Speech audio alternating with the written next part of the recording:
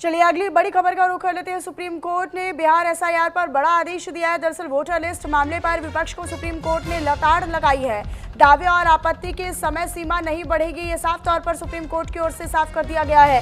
नामांकन पर आखिरी और अंतिम तिथि तक दावों पर विचार हो रहा है, ये सुप्रीम कोर्ट ने कह दिया। सियासी दल चुनाव आयोग यानी ईसी के नोट पर जवाब दें, तो चुनाव आयोग के नोटिस पर जवाब दें, ये सुप्रीम कोर्ट ने कहा है।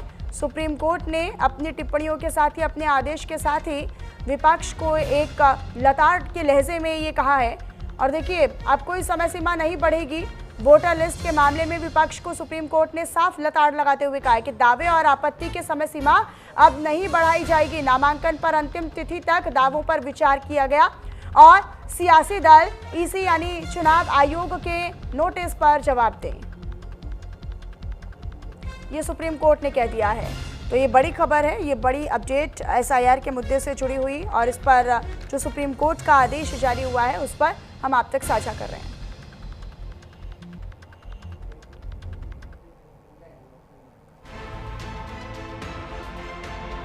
वोट चोर, वोट चोर, वोट चोर।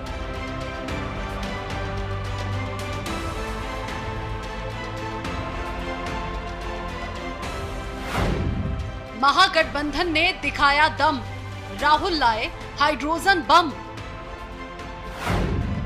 राहुल ने किया बड़ा ऐलान, वोट चोरी पर कब तक घमासान।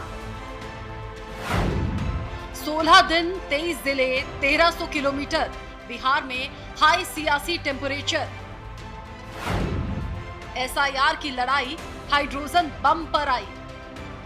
वोट चोरी, वोट चोरी, वोट चोरी, सियासी गलियारों में वोट चोरी का शोर मचाने वाले राहुल गांधी बिहार में वापसी के लिए हर जोड़ तोड़ में लगे हुए हैं। वोटर अधिकार यात्रा निकालकर राहुल गांधी ने माहौल बनाने की तो भरपूर कोशिश की है, लेकिन इस कोशिश का परिणाम क्या होगा अभी कुछ कहा नहीं जा सकता। चोर, गद्दी चोर, वोट चोर, वोट चोर। वोटर अधिकार यात्रा के समापन रैली में अब राहुल गांधी ने बड़ा ऐलान करते हुए कहा है कि महादेवपुरा में हमने एटम बम गिराया था, अब हाइड्रोजन बम आने वाला है। बीजेपी के लोग अच्छी तरह सुन लीजिए। भैया, एटम बम का नाम सुना है आपने? सुना है एटम बम का नाम? उससे बड़ा क्या होता है? उससे बड़ा क्या होता है? एटम बम से बड़ा हाइड्रोजन बम होता है। होता है नहीं होता है? माधवपुरा में हमने